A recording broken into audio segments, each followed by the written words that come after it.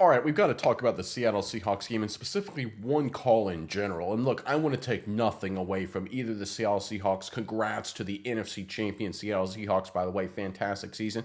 And also congrats to the Rams, disappointing finish. But clearly, in my mind, the number two team in football. I think we'll see how Super Bowl Sunday goes, but I think we saw the real Super Bowl between Seattle and Los Angeles on Sunday evening. But there was one call in particular that negatively affected Seattle that I think we all need to talk about because I think it speaks largely to a major issue with officiating that's gone completely unnoticed and it could have negative ramifications, obviously, with the big game just a few weeks away.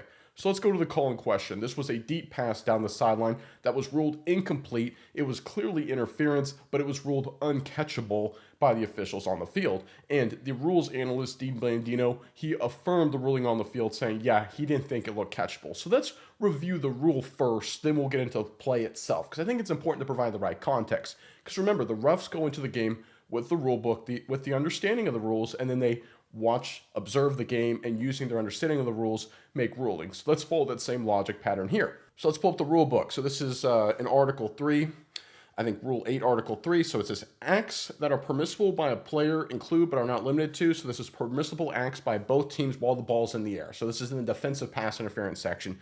So there's a lot of stuff listed here. We're talking incidental contact, inadvertent tangling of feet, laying a hand on an opponent that does not restrict them, or an attempt to make a play on the ball, stuff like that we all know, of course. But Section C here is really the relevant part.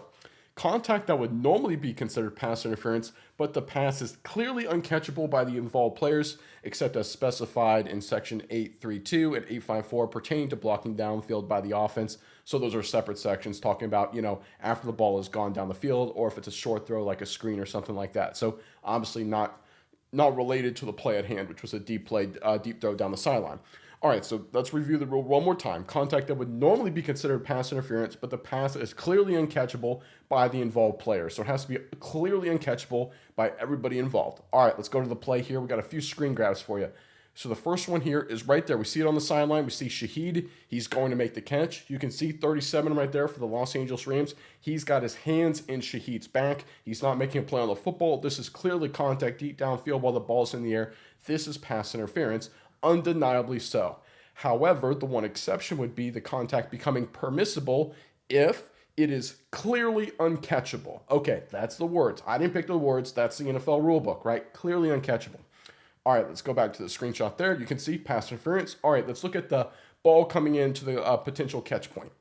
Right there on the sideline, you can see this is right as the ball's coming in. You can see Shaheed, he's already been hit. He's falling out of bounds. The ball right there, it's close to being well beyond the white line, but you can look at Shaheed's feet there.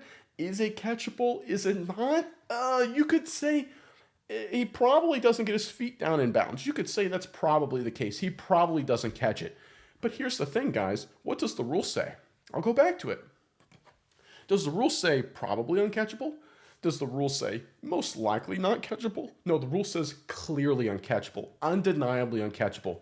This is not a penalty if the ball is essentially thrown into the cheap seats where the ball's 10 miles out of bounds. Okay. Or we see it sometimes where the ball's overthrown by 20 yards and he would have needed to be 15 feet tall to catch the pass. All right, that's not pass interference. That's when the uncatchable rule and the signal hand over head like this is applied. Not the case here. I mean, there is an argument to be made. He has a chance to catch the football, certainly on the fly. I mean, he's gonna hit him right in the helmet. It's gonna hit him right in the hands. His feet are right on the border between the white and the green. If I were to guess, if he hadn't been interfered, he probably would have caught the football, and both his toes would have been 6 to 12 inches on the white. It would have been an incomplete pass. That's my guess, but it would have been close. It would not have been clearly oh, it's 10 miles out of bounds. And that's obvious looking at the play live and obviously looking at these screenshots. And one of the reasons I want to focus on these screenshots is because this is a similar vantage point as the officials working down the sideline, right? They're standing in front of and behind the receivers, the two judges in this situation, and they're saying, okay, the ball comes in, they're looking at the feet, they're checking everything up, okay, and it's off his helmet, he's close to the white, we're saying it's clearly uncatchable. Now, that is a terrible call. It's an awful call. It's obviously not clearly uncatchable. That's clear as day. I think we all can agree with that. Bad call on the field. And then that's, listen, bad calls happen. There are bad no calls. There are bad flags. We see that all the time in the NFL. That's undeniable. But this next part to me is what really sickens me. And this is really the problem right here. is that Dean Blandino and a bunch of people on social media noticed this, and I'm just going to highlight some guy's account, McNeil on X, but there's like 5,000. I know a lot of you guys watching the game, saw this at the same time and commented as well. He specifically, rules analyst, rules expert, he said, I don't know if it's catchable. Oh my God. Oh my goodness gracious. Oh my goodness gracious. I don't know if it's catchable. Let me go back to the rule book, guys. Let's see here. Is the rule saying contact that would normally be considered pass interference, but the pass is, I don't know if it's catchable, then it's permissive? Is that what it says? No, it says if the pass is clearly uncatchable. I mean, that's the rule book. I mean, that's not like, using legalese and using like Supreme Court scholars to like kind of read between the lines and historical context going back centuries. This is like clear as day. Literally, it has the word clearly in the rule. I mean, if I sound exasperated, it's because I am, because I'm so darn frustrated with the fact that we literally have the rules analyst, the expert on TV, screwing it up to the same level as the officials on the field. And again, it is a disastrously horrific call. This is pass interference. The ball is not clearly uncatchable. Should have been called. Mistakes happen. It's frustrating. We all hate it, but they do. But the element of the problem that is the most obvious to me is that the rest of the officiating world, outside of the in-game crews on the field, just they either refuse to acknowledge it or they don't know the rules. And guess what? You don't get to Dean Blandino's position without knowing the rules. I'm willing to bet a significant amount of money. I'm not 100% sure. I can't read Dean Blandino's mind, but I'm willing to bet he knows the rule says clearly uncatchable. But he didn't say that, did he? He says, I don't know if it's catchable. So that points to one or two problems. One, do officials in the game, do they really just not care about the letter of the law, the rules? Do they interpret as they feel it? You talk about scary impact there. And this is one of the big concerns about officiating crews that we've talked about on this channel a long time, is that if different officiating crews have the ability, they have their own latitude to make their own rulings, like rogue judges on the law, and say, yeah, I know this is the letter of the law, but I'm going to tweak it and manipulate it to fit what I think should happen here, we're going to get crazy things. And we see these calls happen sometimes. But what's supposed to happen with, especially in the playoffs, right? Each side has backup refs. They've got refs working with each team on the sideline. A lot of visibility, a lot of attention. It's supposed to be the best of the best crews. This kind of thing shouldn't happen.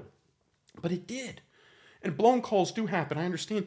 But when Blandino, again, a longtime ref, a rules expert, former head of officiating, I don't know if it's catchable. I bet he knows the ruling says clearly uncatchable. The fact that he worded it like this is, I think, indicative of a huge problem with NFL officiating these days, is that officials believe they are more important than the game. And I used to think, and maybe it was a little conspiratorial of me, but I didn't really, I don't necessarily believe it, but I was like, could officials be influenced with the prevalence of gambling and things like that entering the NFL world in a very heavy manner, obviously? And like, could an official be potentially, one way or the other? He's got a family member, a friend, or maybe him personally, he's like, so-and-so got this prop bet going on. I want to kind of lean this game one way or the other, lean this is an incomplete pass, or this is a catch to help out the bet, whatever it may be. I'm not saying that ever happened. I have no evidence it did, but that was my big concern. I've got a new concern. I think that one may not be accurate anymore. I think we've got officials that are mad with power. I think we've got officials that look at the rule book and they view it not as rules, but as their tool to throw around to levy their own control on the game that we all love. We've got officials that are power hungry. I think that's what this is. And Blandino is a great example of it. And I'm not saying all officials are. I'm not painting everyone with a broad brush. There's a lot of great officials out there. I would hazard to bet, 80% of them are outstanding and they make mistakes because they're human just like the rest of us. But I think there are a number of key officials, especially the more powerful ones, the more political ones that rise up to be top of the food chain in the NFL. And this is the source of the problem in my mind, that think it is their job to be arbiters of the game of football. I don't know if it's catchable. The rule doesn't say, do you know if it's catchable or not? It has to be clearly uncatchable.